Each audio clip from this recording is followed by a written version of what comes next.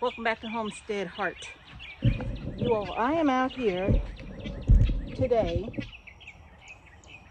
working with our tomatillos.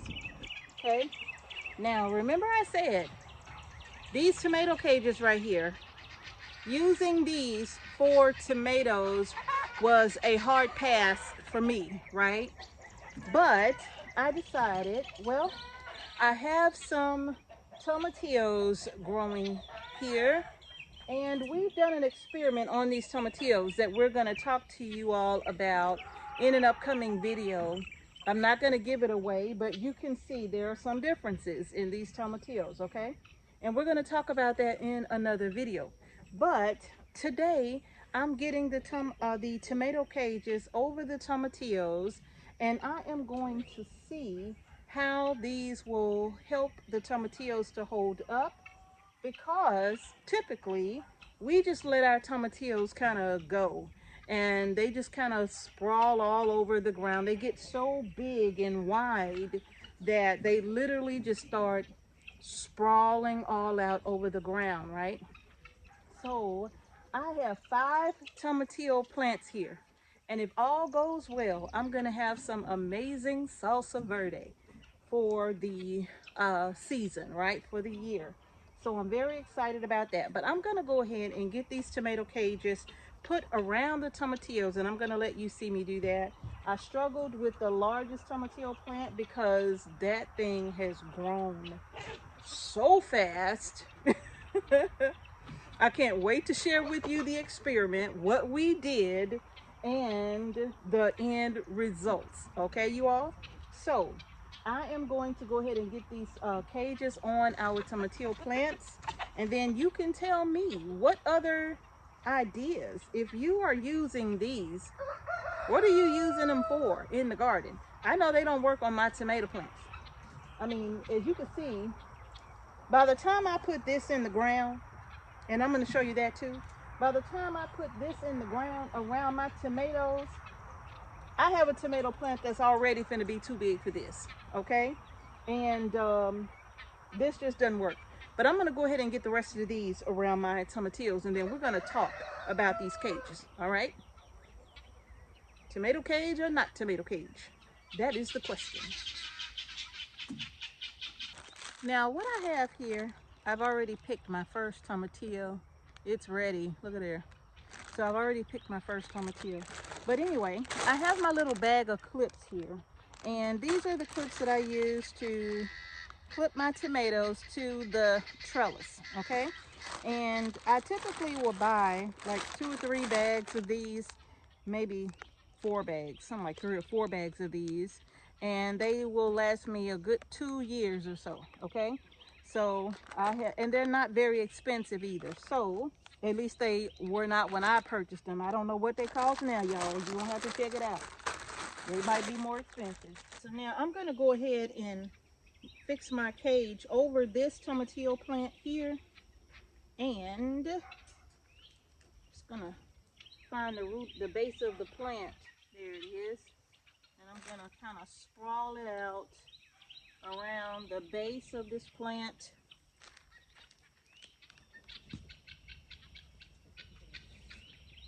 And I'm gonna push it down as far as I can, because I want that bottom ring as close as I can get it to this plant.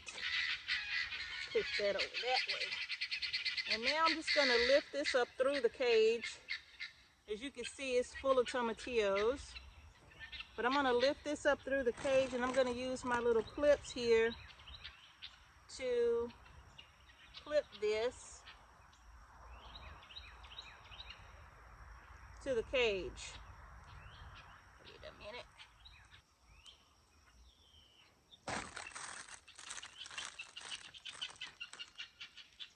So now as it grows, I'll be able to clip it more to the cage to keep this off the ground. This one is not on the ground, sprawling all over the ground. This one is standing more upright here. Now before I put this last cage on that plant, on the tomatillo plant, I want you to look at my tomato here. This is a pineapple tomato. And if I were to put this in the ground on this tomato plant, and I'm just pushing it all the way down here to make it sturdy and strong, this tomato plant is already just about at the second ring of this cage, okay? Now, keep in mind that my tomatoes are gonna grow from here, let me show you, all the way up top here, okay? So my tomatoes are gonna reach this top bar of this cattle panel trellis and a few feet beyond. So this, not even in the ground, is not sufficient. You see the difference? You have to push this down in the ground in order for it to be stable, right? But if I push this all the way down in the ground, well, my tomato plant in just a few short weeks will have already outgrown this. So everything else on the top is just going to be flopping over, right? No, I want to clip my plant all the way up to the top, and by the time it gets to this height, then it's still going to have enough support from the cattle panel, even though it may grow another foot or two above, okay? But this thing right here for my beefsteak tomatoes is completely out of the question. So let me go ahead and get back to my last tomatillo. Make sure I get that around there nice and even. I think I'm a little too far over. I think I'm going to have to come over some.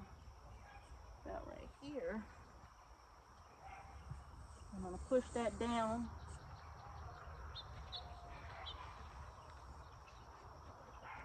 And now I'm going to gently gather my tomatillos and pull them up through the ring here. And I want them to come on and grow all the way up through this ring on the inside until they reach a certain height. This I'm gonna go ahead and clamp this one to the cage. I don't want it to fall back down, so I'm gonna go ahead and put a clip on it.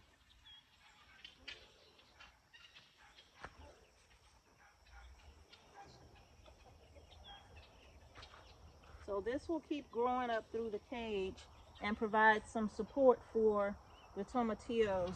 So now that we have some support around all of our tomatillo plants, right here, this is awesome.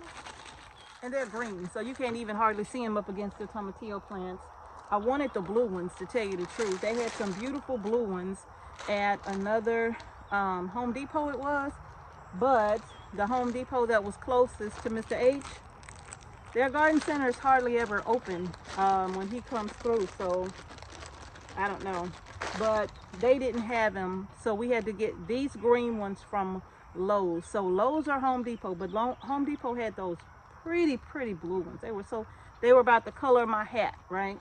And that's really what I wanted, but I settled for the green ones here, and that's fine. I'm hoping that these will work for the tomatillos.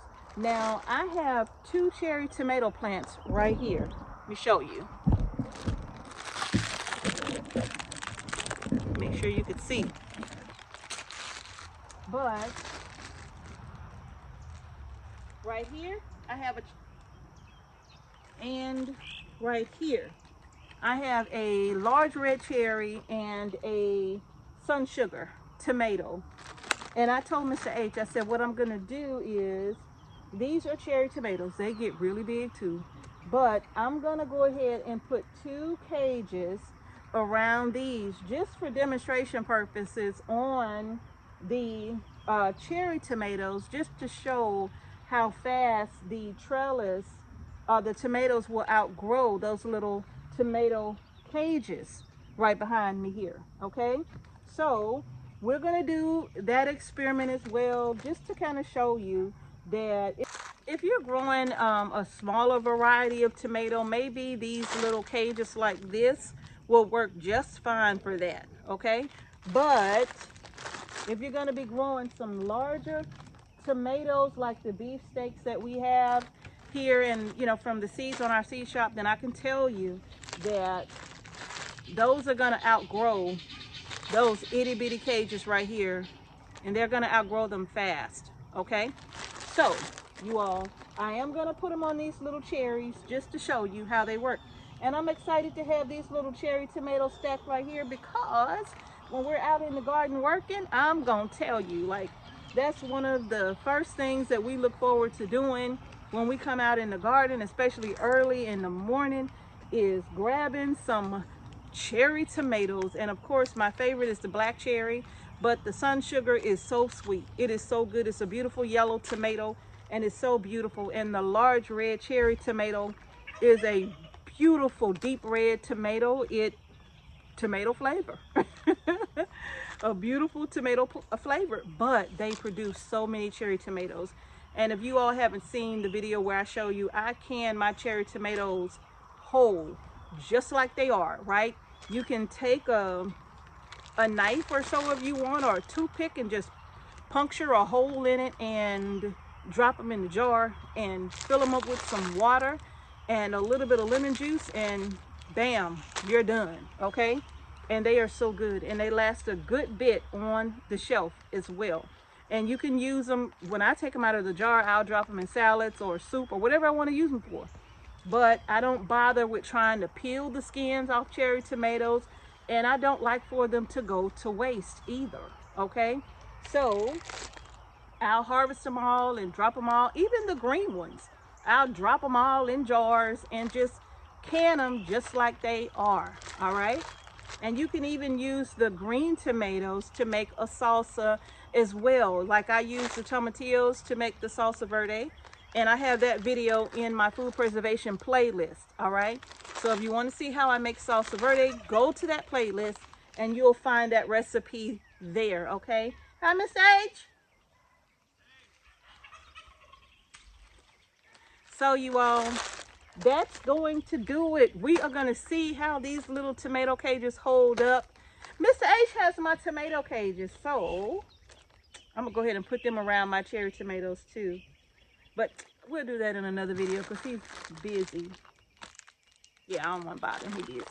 But anyway, you all, I am going to go ahead now and wrap up everything here in the garden. Don't worry, that garden tour is coming real soon. I have a few more things to plant out in this garden.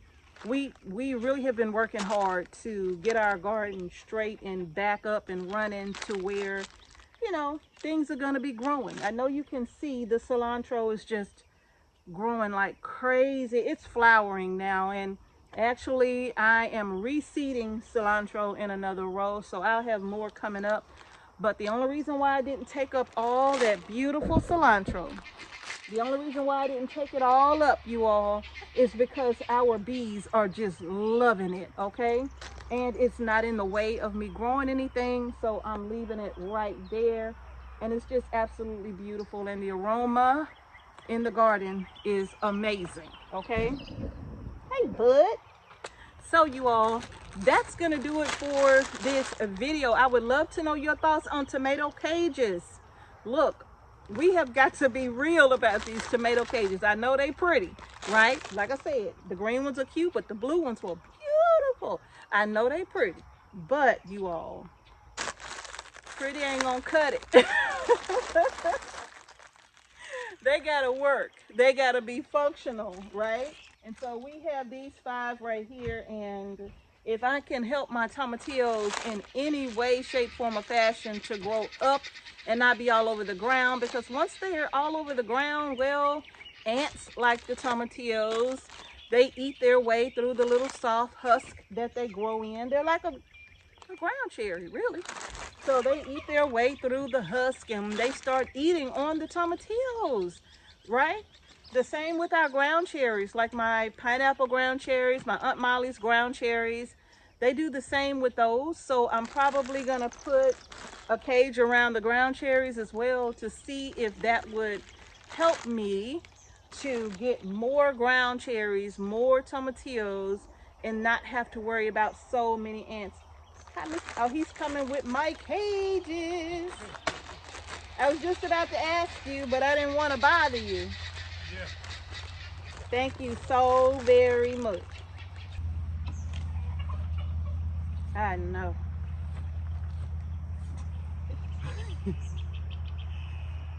Got you 2 tomato cages. You got me 2 tomato cages. Yeah, I did. Thank you so much. The mosquitoes been tearing me up out here. Oh, they have? They have been. So I'm gonna put these on. I'm gonna do another video on these in that little, for the cherry tomatoes, but yeah, you all. How y'all doing? How y'all doing right there? Mr. H, I'm just coming in, just bringing in supplies, you know. Yep. Tomato cages, whatever she need. Yep, he always give me what I need. Yeah. Thank you, honey. You're welcome. So, yep, but y'all, that's going to do it for the video. If you like the video, give it a thumbs up. Don't forget to subscribe to our channel and hit the notification bell so you don't miss any videos that we upload to our channel. And thank y'all again for watching Homestead Heart. Peace and blessings to each and every one of you. And we're going to see y'all in the next video. And remember, y'all, grow your groceries. Peace. Yes, y'all. Peace.